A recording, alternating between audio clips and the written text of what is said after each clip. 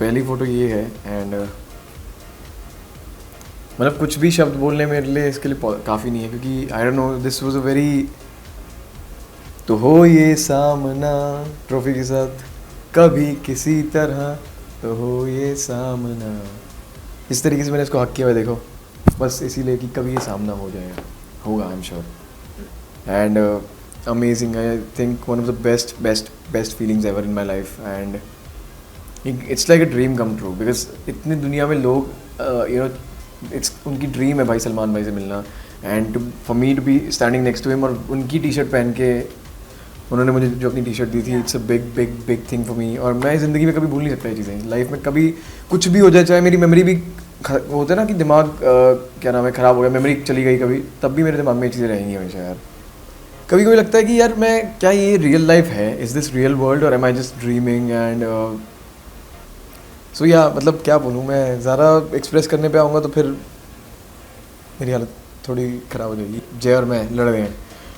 I think जय बहुत ही अच्छा इंसान है, जो मुझे बाद में शो में रियलाइज़ हो गया. एंड होती है लड़ाइयाँ यार, सबकी हो जाती हैं. एंड आई थिंक एक इंसान को आप बेहतर तभी जानते हो, वो हिट एंड ट्रायल क्या कहते हैं उसे, ट्रायल एंड एरर, हाँ है ना ऐसा. सो स्कूटर चला के ही आएगा, उसके बाद गिरना भी पड़ता है.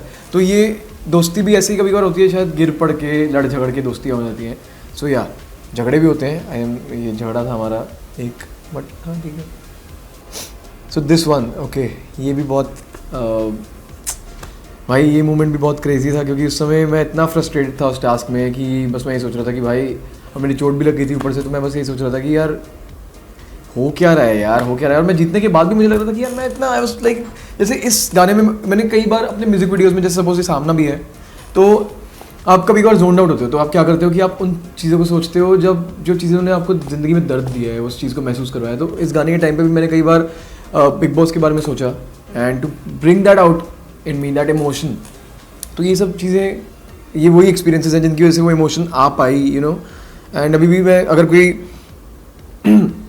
वो देता हूँ, कोई सैड शॉट देता हूँ या कोई अपना रोने वाला शॉट देता हूँ किसी भी म्यूजिक वीडियो में, चाहे वो सामना हो या कोई भी इमोशनल शॉट देता हूँ, तो मैं यही सोचता हूँ हमेशा कि यार फिनाले पे क्या हुआ था बिग बॉस के, जब मैं रोया था.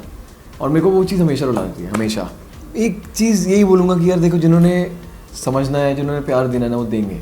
जैसे शमिता यहाँ पे मेरे को गले लगा, उसने शी ट्रस्टेड मी.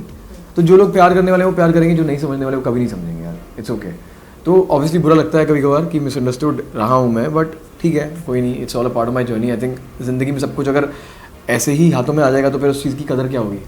तो रोना भी ज़रूरी है, गिरना पड़ना भी ज़रूरी है, एंड सामना करना ज़रूरी है हर चीज़ का.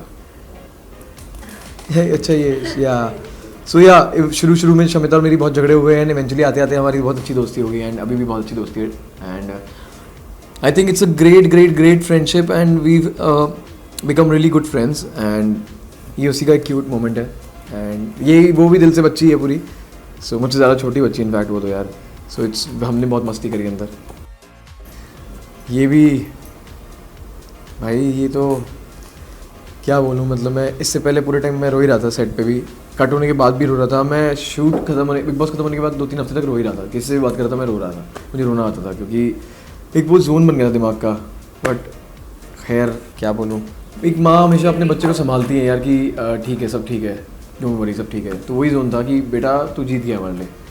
तो शी वो ऑलरेडी प्रिपेयर्ड थी विद हर गार्ड अप कि बेटा अब एज अ मॉम मेरी रिस्पॉन्सिबिलिटी कि मैं अपने बच्चे को बेटर फील कराऊँ. So she was on that and I am so glad. क्या बोलूँ, मतलब मैं उस दिन तो मैं सोच रहा था कि बस किसी तरह मैं वापस घर पहुँच जाऊँ, क्योंकि बहुत बुरा हाल हो गया था मेरा मेंटली. I was of. होता है कभी कभार कि कुछ चीज़ें नहीं समझ में आती. जैसे हमारे गाने में हमारी ट्रांसफॉर्मेशन है कि पहले हमारा एक बहुत वो था, प्यार मोहब्बत का जोन था, उसके बाद फिर आगे ट्रांसफॉर्म होते होते हम ऐसे जोन पे आ गए.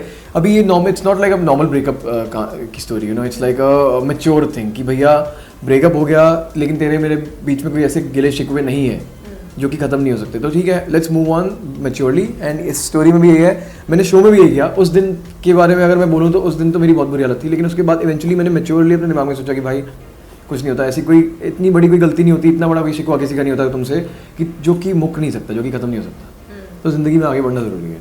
तो बस उस थॉट प्रोसेस से मैं आगे बढ़ा. आई थिंक इतनी बड़ी बात है, यू नो, कि people and such great artist, such successful people जिनको मेरे से कोई मतलब नहीं है, जो मेरे को जानते भी नहीं है, बट उन्होंने मुझे सपोर्ट किया with all their love and I think मेरे लिए बहुत बड़ी बात है, because to come out of nowhere and to be somewhere, to be someone, to be noticed by such big personalities, वो मेरे लिए बहुत बड़ी बात है यार। और आज मैं सोनी म्यूज़िक के साथ बैठ के, भाई यहाँ पे कौन कितनी आसानी से कोई बताओ म्यूज़िक वीडियो करता है यार। इट्स नॉट ईजी कि कोई रैंडमली बंदा उठ के आ जाए बॉम्बे और सोनी के साथ म्यूज़िक वीडियो कर रहा है, one of the biggest names, and एक बहुत ड्रीम प्रोजेक्ट में कि इन सब लोगों के पार्टिसिपेट करना, it's not an easy thing, and for me to be able to do that, I think it's a great feeling, and I'm genuinely thankful to everyone, and Bipasha ma'am has supported me. It's a great feeling यार। I mean यार क्या बोलूँ, मतलब यार big boss के top 2 हैं ये, देखिए ध्यान से, and we are all doing great in our lives, and she is also doing very well. I am very happy, and बहुत अच्छा काम कर रही है वो भी ज़िंदगी में अपना, एंड हमेशा खुश रहें, क्योंकि वो बहुत अच्छी लड़की है। देखो यार, लड़ाई झगड़े सबके होते हैं, बट ठीक है, हो गई लड़ाई झगड़े, बट मैं I have never wished anything bad for anyone in life, and she is doing great, and इनके भाई का नाम ही प्रतीक है। तो मैंने इनको हमेशा बोला कि अगर आपको घर में कभी भी अपने भाई की याद आए तो आप you can always come and hug me, और मैंने कभी जाके खुद भी ऐसा किया कि to make her feel better, because कोई नहीं होता वहाँ पे किसी के साथ यार, वहाँ पे घर में किसी के साथ कोई नहीं होता, किसी का अपना अगर कोई अपनापन दिखा दे ऑनेस्टी से, तो आई थिंक उससे बड़ी बात कोई नहीं है, वो दिल से महसूस होता है, एंड या सो गॉड ब्लेस एवरीवन।